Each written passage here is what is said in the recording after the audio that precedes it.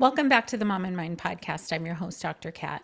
On our episode today, we are talking with Dr. Carla Mayen, who is an accredited sports psychologist and an associate professor in applied sports psychology at St. Mary's University, London. In her work, she focuses on the mental demands of endurance performance, stress, and emotions in sport, and how to turn pressure into a positive challenge. Dr. Mayen has published her research in academic journals, and she's provided expert analysis for publications including the New York Times, Runner's World, the Sunday Times Magazine, Cycling Weekly, Women's Health, and the BBC. And she's written a book called Empowered Birth: Lessons from Sports Psychology for Your Maternity Journey. And let me tell you, I'm so excited for you to hear this conversation. It is just a fascinating take on how pregnancy can be looked at as an endurance event, an endurance sport, if you will. She's talking with us about how to approach birth as a positive challenge and why even link it with sport. Her discussion and explanation of the purpose of using psychological strategies like adapting and understanding the purpose of birth. And also, we'll talk about the postpartum period and the idea of decompression. This conversation with Dr. Mayen was just mind blowing for me, and I'm really excited for you guys to hear it. So let's meet Dr. Mayen. Oh, welcome, Dr. Mayen. Thank you so much for being with us. Hi, so great to be here. Very, very, very interested in learning more about what you do. In particular, your understanding, your perspective, the information you have on pregnancy and postpartum. This is just very fascinating, and I think a really necessary perspective for me to learn more about. But also, I know a lot of other people will be interested in what you do, and all of what you bring to understanding sport and pregnancy and whatnot. So please, yeah, if you can start us off with a little bit more about what you do and how it relates to pregnancy and postpartum in your work. Yes, definitely. So I'm a sports psychologist, so trained as a sports psychologist, and actually my expertise in sports psychologist is endurance performance. And throughout kind of my own pregnancy journey, a lot of people started to make this kind of link to, giving birth is like a marathon. And so I started to kind of connect some of those dots. And a lot of the other work I do is around, how do you manage stress? So how do you see demanding situations as a positive challenge rather than a negative threat? So bringing all of that together, I started to kind of really think, okay, how can we move towards perhaps more of a strength-based approach where we reflect on what we already got, like playing sports, doing exercise. What are the types of psychological strategies that we gain throughout that can actually help us on that maternity journey? And from my own experiences giving birth, there was quite an endurance feat, around 50 hours from water breaking to pushing my baby out. Yeah. I actually realized that every single psychological strategy under the horizon that I taught to my students, teach to my athletes, I drew on, and they were actually quite effective. Amazing. And when I realized that, and I started to have conversations with other women afterwards, I understood that for some, they have that kind of, intention action gap, that they have good intentions and they forget to actually put that into action. But there's also kind of a group of women who then have been able to draw from their experience in sport and exercise during their maternity journey. And I felt that there's a story here that I want to share with people. And, a lot of these strategies that are out there, we have them and we don't realize we have them. So actually putting them more to the forefront and making women feel more empowered as a result is kind of what I'm hoping to achieve with this kind of line of work. I'm so excited right now. There's, like you're just saying, there's so many applications, and I'm just hearing about a couple of them right now. Before we get into that, for people who don't know what a sports psychologist does, you listed a couple of things that you do. Um, can you go into just talking about sport, not necessarily pregnancy related? What are the kinds of ways that you support somebody? Like, what would if someone were seeking out a sports psychologist, what are typical things they're seeking support for? Yeah, it's a great question. I think typically one of the very big things that traditionally people come to sports psychologists with are things like, I perform so much better in training than in competition. It's pressure, like struggles around, maybe self-belief, self-confidence. Um, how do I control the controllables and not focus on the uncontrollables? Comparisons to other, kind of feeling the pressure to win. What are the people like you see this with the World Cup going on at the moment. So the pressure, I'm based in London on, the England women's team. Like, how do you work around that? A lot of us actually moving towards organizational psychology as well. So how do you embrace your social support networks? How do you integrate that? And there's definitely also more of a shift towards kind of, mental well-being and mental health in sport and exercise psychology. But I think traditionally, when we think about sports psychology, it's got a very kind of cognitive behavioral focus for a lot of people working in the field. And the idea is that often when we think about clinical psychology, is that kind of, fixing things. So going from -1 to 0. A lot of sports psychologists kind of take that approach that, things are okay. Well, there's things that you can fix, but you're kind of trying to get better. So build from 0 to +1 is an approach that's sometimes kind of taken in sports psychology. So kind of that strength-based positive psychology approach is definitely quite prevalent within sports psychology. Right. I guess I assume, again, just in general sports psychology, you're already working with people who know how to push themselves. Um, like they're in sport, and if they're coming to you trying to figure out how to be better, they've been working on that. But maybe there's like, the cognitive aspects are getting in the way, or old patterns or things like that. And in my mind, loosely, I'm connecting how much people, I'll just talk about women in particular, already do some of that kind of um, pushing themselves past a point and uh, doing more and having to overcome a lot of things. And then you add on, let's say, pregnancy. Again, if we're just talking about just cis women, pregnant women, who are now in like stepping into the unknown, let's say, if it's their first pregnancy, sometimes other pregnancies as well. There's just all these added layers of having to work with yourself mentally, emotionally, physically, that there must be such a high correlation, a high parallel to what you see in the sports world. Yeah, definitely. And I think there's so much resemblance with kind of an area we call performance psychology. So when we think about performing arts, like we think about acting, music, Yeah. but also when you think about business, like if you've given presentations, you kind of feel that pressure. So how do you manage a lot of work that you do as a sports psychologist about kind of how do you manage pressure? So you've got demands of a situation, there's a lot of uncertainty, you don't know about the outcome. There's a lot of expectations built around you. Like, how do you manage that? So you tip that balance in, kind of that positive challenge rather than kind of a negative threat. You feel you've kind of have those resources to manage that. And if you've kind of successfully gave a presentation to like a big audience, for example, think about how you manage that. What were the skills? Like, what did you draw on? And we're quite bad at doing that typically. That kind of, planning we can do, the execution, but that reflection bit, we're really often quite poor at. We only do that when things don't go well. You're so right. And we need to move much more into, actually, I did an amazing, you say like, I had to juggle like a ton of things and I managed that. That's great. And when you think about the maternity journey, there's so many different things you need to juggle. And actually, how did I manage that? So really pull from that reflection bit. I planned, I executed, but how did I then do it? Like, think about it. How does that then translate to if I were to have to juggle a ton of things again? What were the strengths that I can then build on?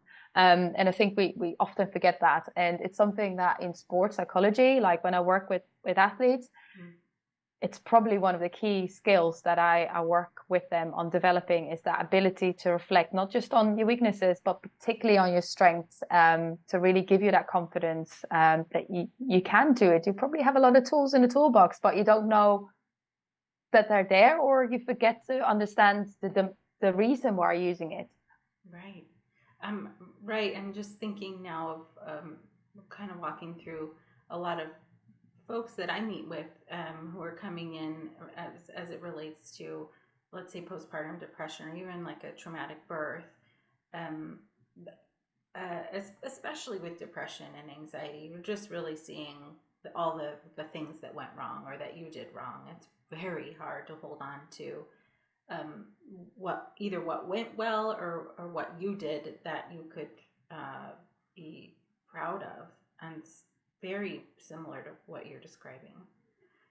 Is that when you're talking about if you can talk, I guess, a little bit more about that challenge approach that you're describing, just to get a little bit more into that, I think it would be helpful for people to understand that how you're viewing birth, how you'd like to help people understand birth and pregnancy. Yes, definitely. So kind of the idea of challenge and threat states comes from traditionally social psychology. So it's kind of this biopsychosocial approach to how we regulate arousal and stress in difficult or demanding situations. It doesn't have to be difficult, but demand. So you've got a situation like giving birth or an important competition, important presentation, and you've got different demands that are associated to that. And then kind of think about what resources do I have available to cope with that. And if that kind of tips into the favor of the demands, you tend to approach something more as a negative threat. If that's more in the favor of resources, that tips into the favor of a challenge. So what are those resources? I think that's then the key thing, isn't it? So in our research, some of the things that we looked at and in our applied work is that when we think about those resources that are really important are things like self-belief, so self-efficacy. So, your belief in your ability that you can do, for example, a task, but also things like perceived control is really key, kind of understanding what you can control and what you can't control. Like in sports, we often talk about the weather. But when we think about giving birth, like if the baby decides to turn last minute, that's out of your control. Like there's a lot of things that, like, for example, I mean, morning sickness is not great word because it, happens all the time, not just in the morning. But that's also often not something you have control over. So what are the types of things that are within your control and outside of your control? There's that sense of perceived control. And then finally is that kind of approach or motivation. So you want to kind of tackle the situation head on rather than kind of sticking your head in the sand, if you like. And then together, what we know is that if you can draw on those resources and they outweigh those demands, it has more positive kind of consequences in terms of the emotions you experience are typically more positive. Or even if you had experienced anxiety, you kind of realize that, maybe that makes you feel ready for example, competition, or, you kind of understand that a bit of anxiety can be healthy to get you ready. Right. And it also has beneficial physiological responses. So we measure kind of cardiovascular reactivity responses. So things like in a challenge state, you've got more blood flowing through your body and kind of your blood vessels. When you think about that vascular resistance, there's less resistance. So your blood flows through the body kind of, in a more, you get more blood flowing through with less resistance. And together, that's quite helpful when you think about the kind of underpinning hormonal responses that are associated to that. And when we think about giving birth, you want to have that kind of lovely hormone equilibrium, right? So you don't want to have spikes of cortisol going on all the time or too much adrenaline. So kind of, there's definitely then that link with how a positive challenge approach can help you from kind of physiological perspective as well. Yeah, there's just so much overlap with sport, just so much. It's sort of mind blowing, really. And I love how your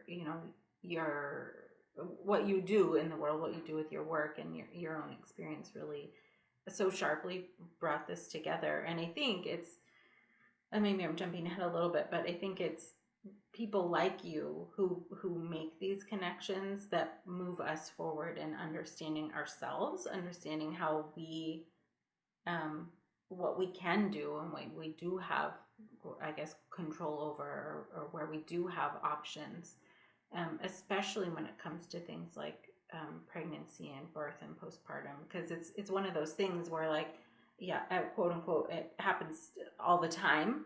But it doesn't happen all the time to you. It's like new to you or the second time to you, and something that seems so common and is so common is foreign to the individual going through it. So figuring out where people can um, do things to help themselves through it is incredibly empowering.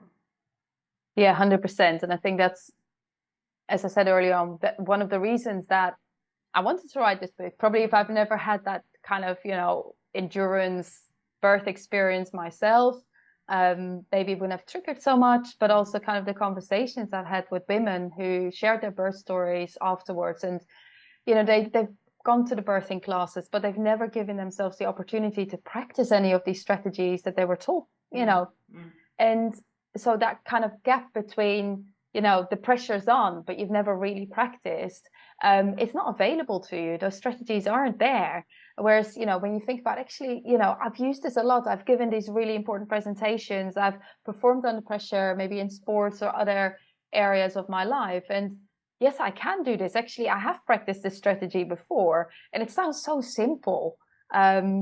Yet we need the kind of thinking outside of the box, I think, sometimes. And that's why sport can be quite a powerful vehicle for that, because it's just such a different context.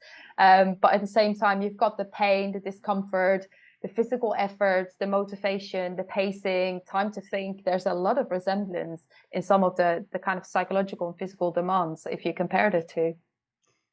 Right. And just the idea of practicing your tools specifically as it relates to pregnancy and birth and postpartum is really um, powerful, potentially very, very powerful, because you're right. I mean, when um, if you don't have practice using something, it doesn't even might not even occur to you that it's still there as an option. Um, right. So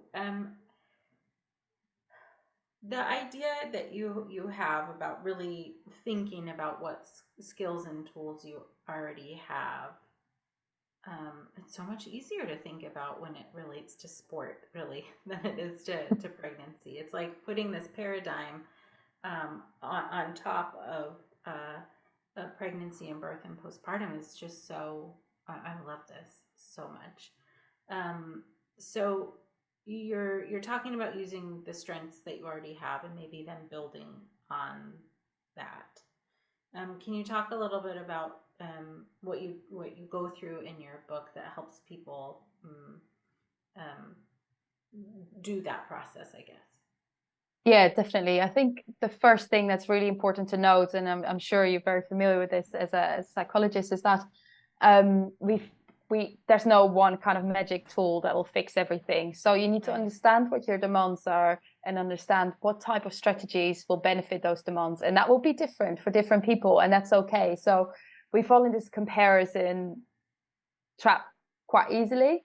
Mm. And learning from others is fantastic, but you need to understand your own situation. So what I've done in the book, there's quite a few kind of reflecting type tasks, but what's really helpful is kind of first map out what your demands are. So you could potentially put a timeline together when you think about the different stages of pregnancy. So it might be, your first trimester, what are some of the demands that come with that? So it's managing expectations, possibly rest and recovery, thinking about that. Second trimester might be much more kind of building that belief, my body is strong, I can do this. It's my journey. It's very easy, I think, in that second trimester to take in too much information about different people's journeys, but Yeah. really focus on what's important for you. And then I suppose third trimester, it's really about pacing and controlling the controllables.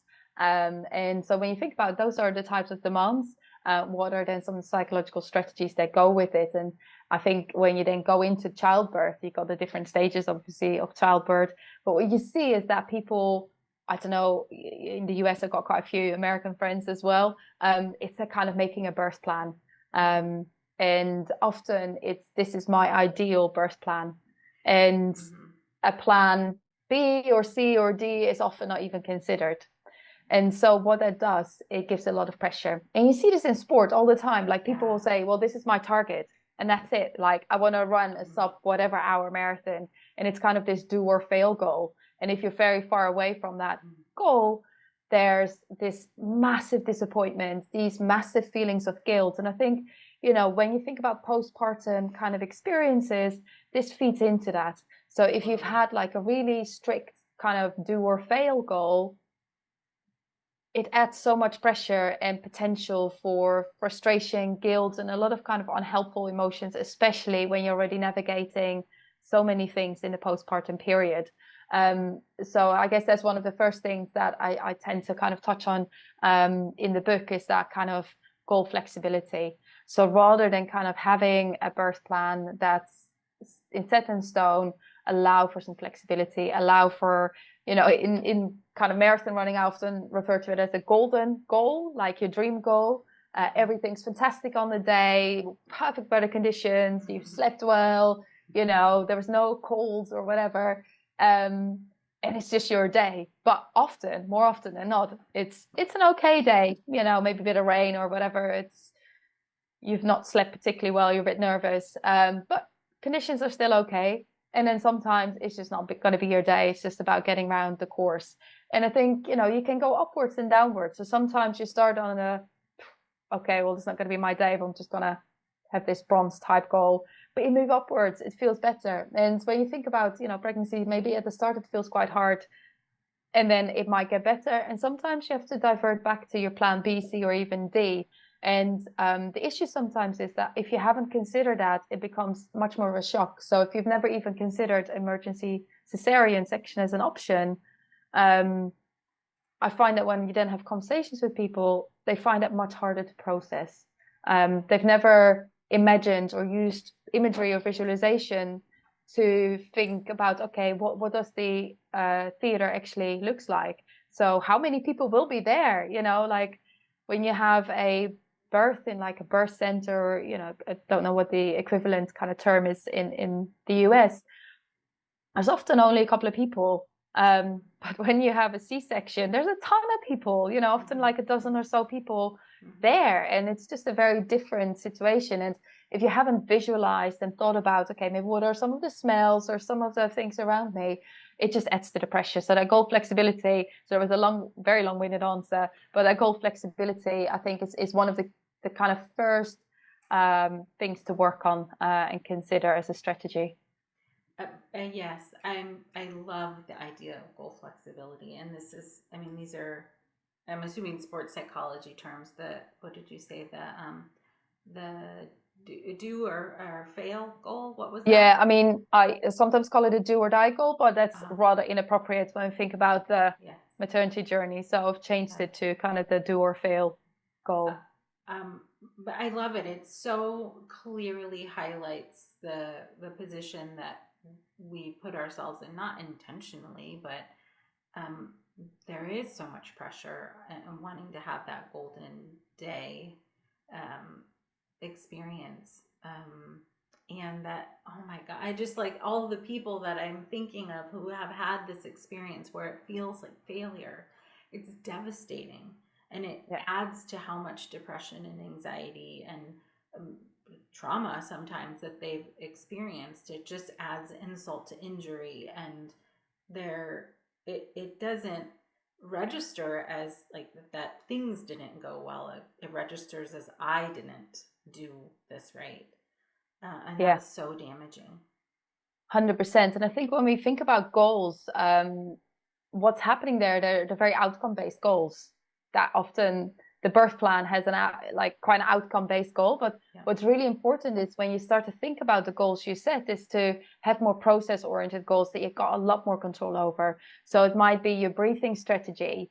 And you can give yourself kudos, just like, this is really hard, but actually I stuck to my breathing strategy. I'm really proud of myself. Or maybe it was a particular kind of mantra. So it might have been, so I interviewed a climber who used a kind of push hug blow mantra for the pushing stage. So she practiced that throughout kind of her pregnancy. So and then when she would go into her labor, she had that available to her, and she knew exactly, and it helped her to really focus on the process of kind of how to push. And there's a couple of other women I interviewed, and they had those kind of self-talk strategies that were really process oriented.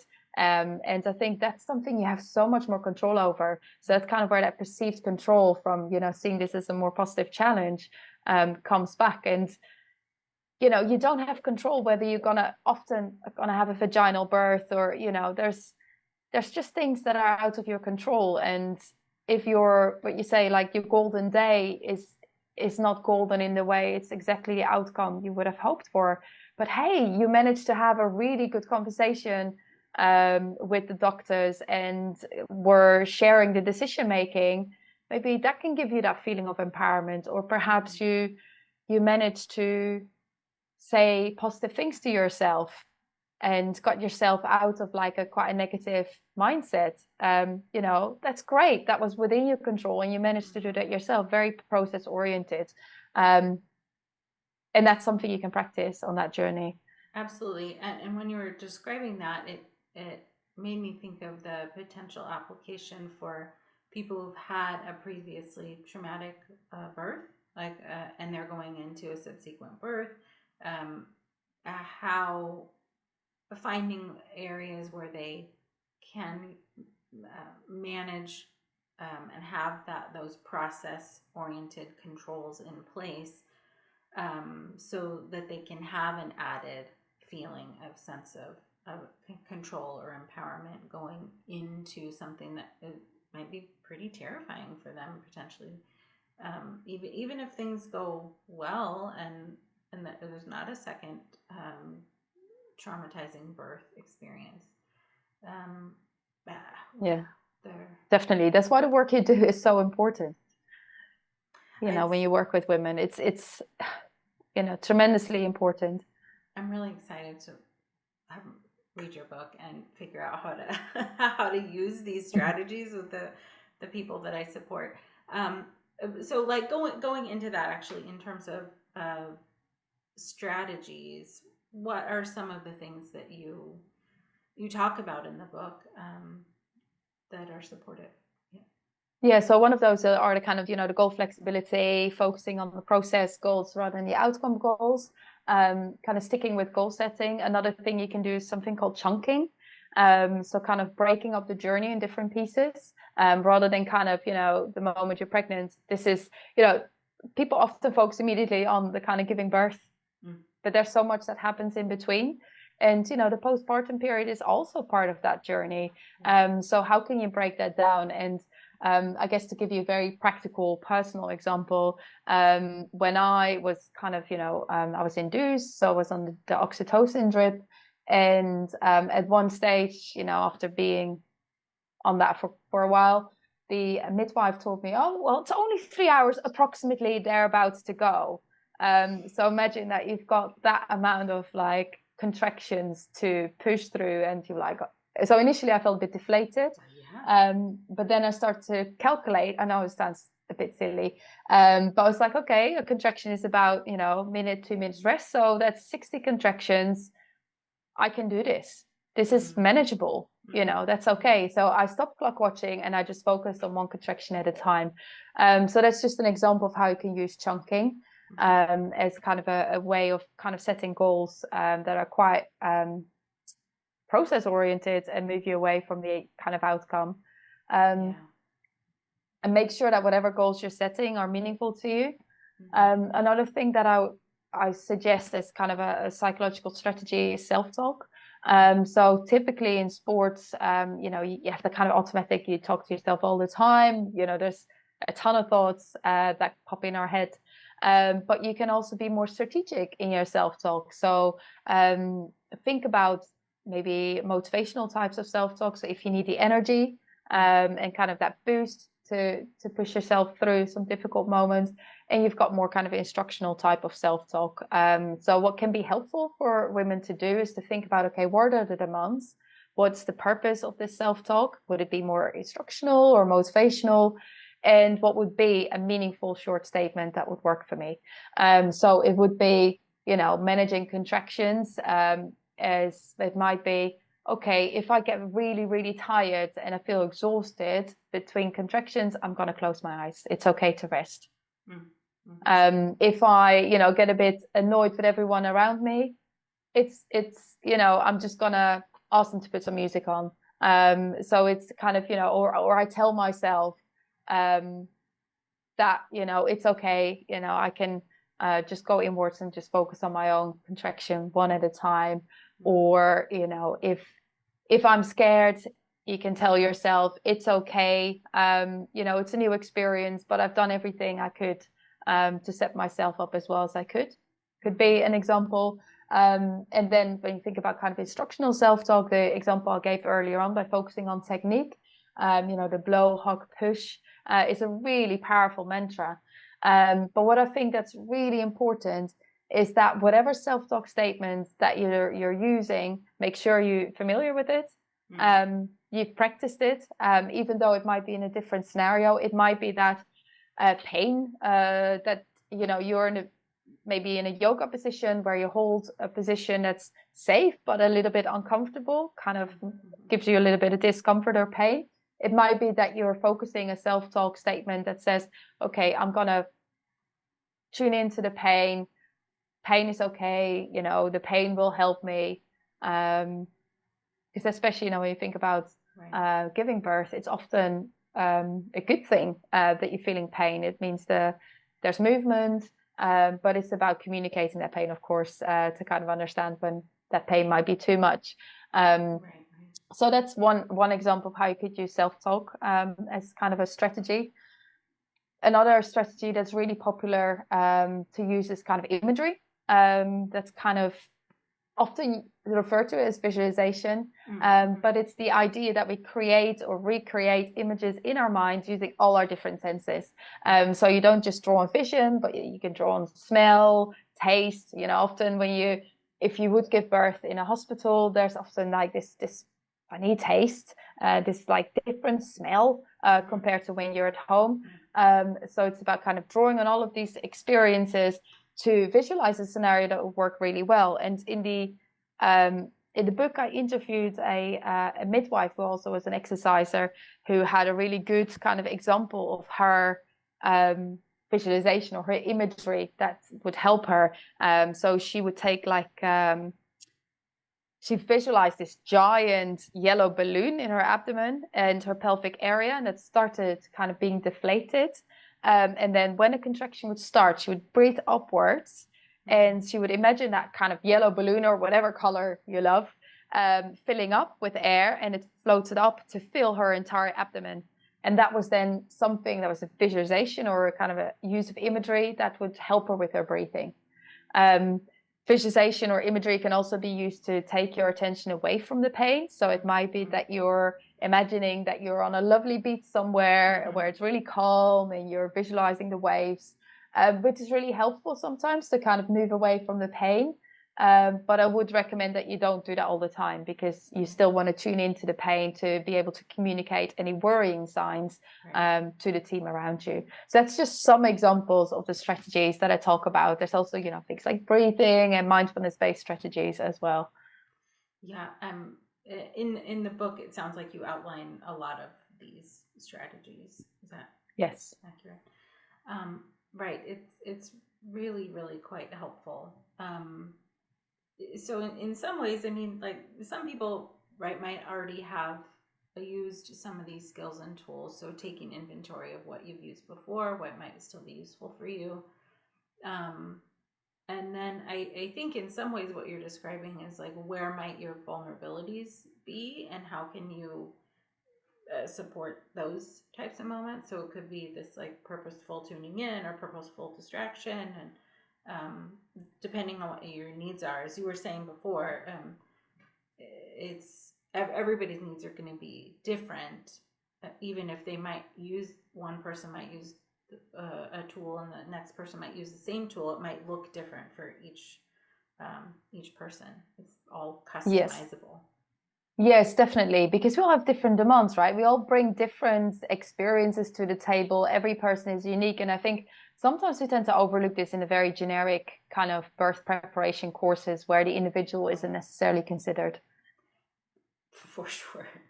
Yeah, that is true. And I think too the again going back to some of the unknowns that come with pregnancy and postpartum, things that are new to you. It's easier to fall into the, as you were mentioning before, feeling like you should do what other people are doing, um, which is just a whole other pressure. Because Oh gosh, how yeah. can you even? At first, how could you even? And it's like trying to fit a square peg into a round hole. It just might not work, and that's okay. It doesn't mean that something's wrong with you. It just means that you need to use the tool differently or find a different tool altogether. Um, I think it sounds like with the amount of tools you have outlined in your book, there would be quite a few to choose from.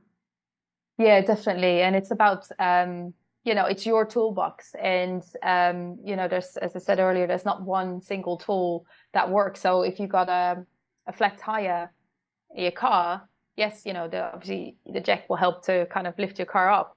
But at the same time, first of all, you need to have taken it out of the packaging and have tried it, because Yeah, yeah. when you're under pressure, you're not going to know how that works. But at the same time, you might need other things to fix that as well. There might be this one tool that you only use once, but it's incredibly powerful. And there's other ones that you go to a lot of times for a lot of different reasons. And I think that's okay. So we don't just want to, we want to give ourselves some flexibility to know that we have a toolkit that's well equipped, and we know exactly how those different tools their work and for what reason. So we go into that experience of giving birth and the kind of maternity journey feeling that we got something there that could help us. And yes, everything might go, dare I say, tits up on the day.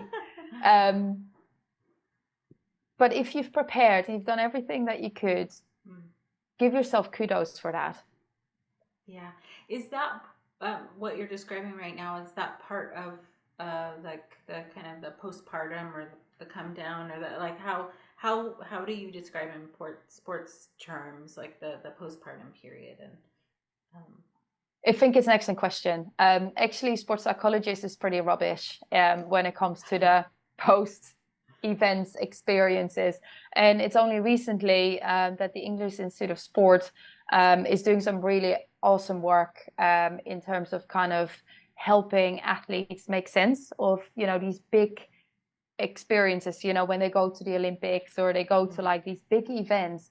Typically, they were just left on their own. If you were lucky and you had a very good sports psychologist, they would look after you, but there wasn't like a structured process in place. And I think such a shame. And we can do a lot better as a profession in terms of sports psychology to look after people. I think in general, not just in sports oh psychology, yeah. but I think in general, Mm-hmm. postpartum, so For sure. important. Yes. So what they've done is they kind of established or start to introduce this kind of more structured approach. A lot of this kind of built on some trauma research. And it's when you think about the kind of the debrief is they have 4 stages. So they have this kind of hot debrief, or actually a client I spoke to the other day calls it a brain dump. So just, it doesn't matter, just like, just get rid of, or not get rid of, that's the wrong word of saying it, but just don't process, don't try to make sense of anything. But, it might be those text messages you send to your friends, the dark, nights. It might be those messages immediately after you've given birth. It might be that you record something in, a voice recorder, write some things down. It doesn't have to have any structure, just literally a brain dump, hot debrief. And then what they have something what you call time zero. So it's a bit more difficult when you think about, you've got a new baby, you can't just zone out. So what they do with the kind of the big important like Olympic Games is they take some time away from the setting. So it might be kind of just taking some time away from thinking about your birth story. So it might be that you just, maybe you don't want to share it to anyone for a little while, and that's okay. Just to, really take that time to tune into your baby, or to do some other things bar thinking about your birth story and all the emotions that came with it. So don't feel the pressure that you immediately need to make sense of it. And I think we do tend to feel that pressure, that we immediately need to process that emotion. So hopefully that will help people kind of take that pressure off. And then what you can do is they have kind of a 6-step approach of kind of making sense of the emotions, of the feelings. So the first is contracting. So what do you want to get out of kind of managing those emotions or emotional decompression?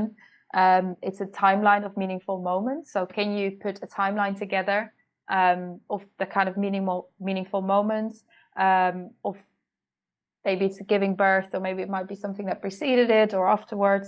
And, you know, who were part of those moments, who were there, how did it compare to your expectations? What did you do? So kind of a, without judgment, putting that together. So I gave an example of my own experience in the book where I put a timeline together.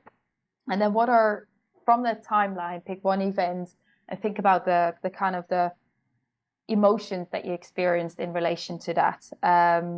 Whether positive or negative, or so you can use like an emotion wheel, and it's important to label the emotion. So rather than saying I feel frustrated, then I am frustrated, is I feel frustrated, or this situation made me feel frustrated. So kind of distance, I suppose, and you probably do this quite a bit in your work.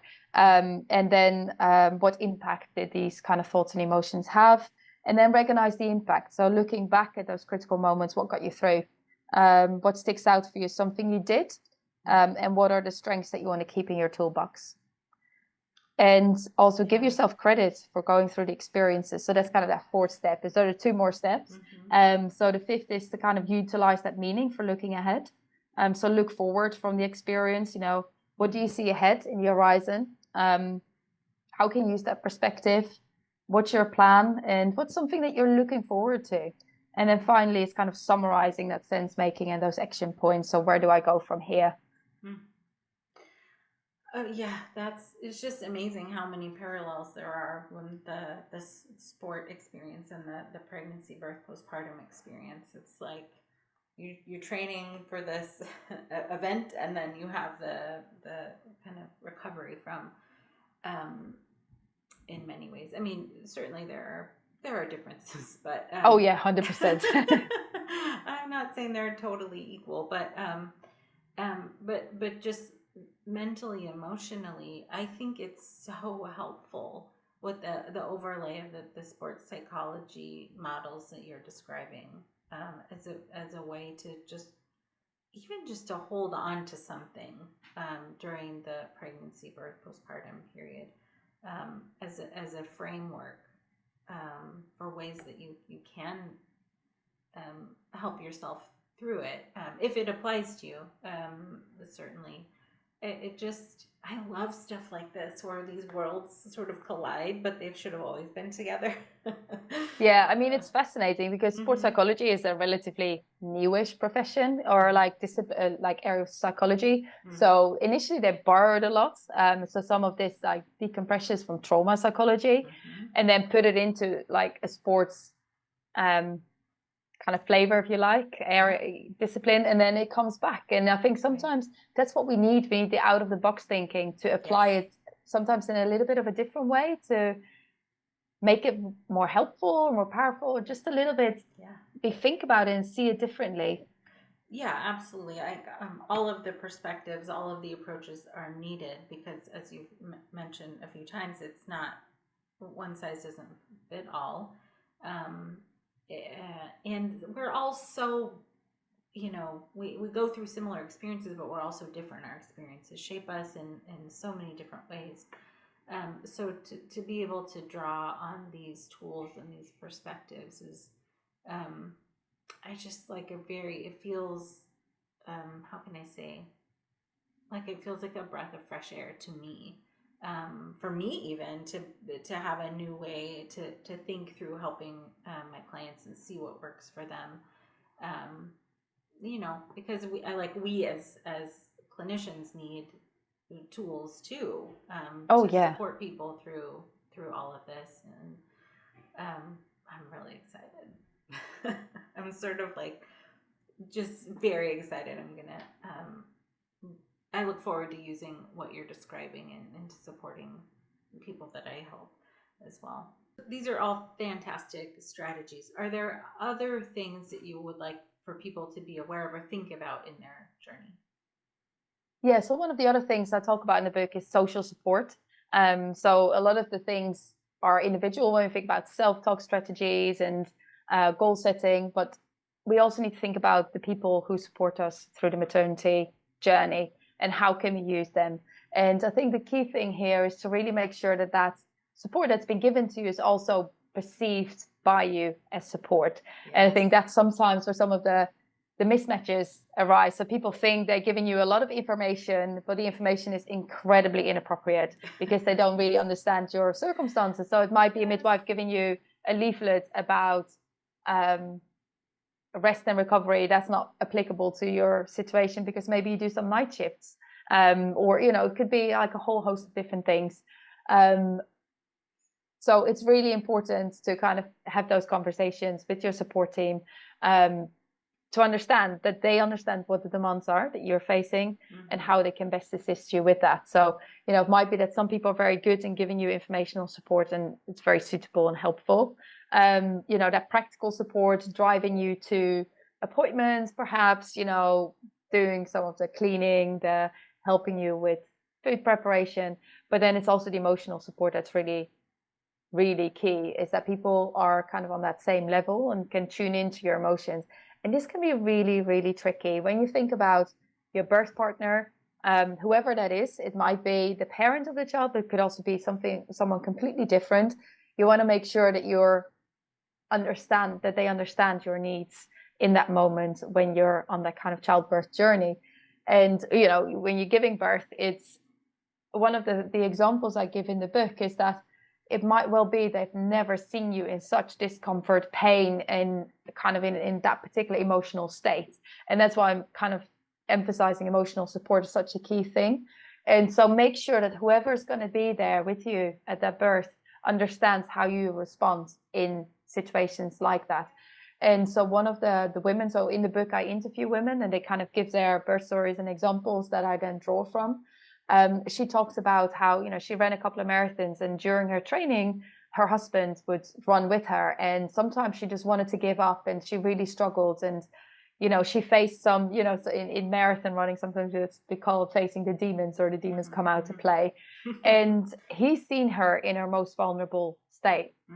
And that was so helpful because it wasn't just a received, given support, but she knew that that would be perceived by her as support because she's seen it being applied successfully.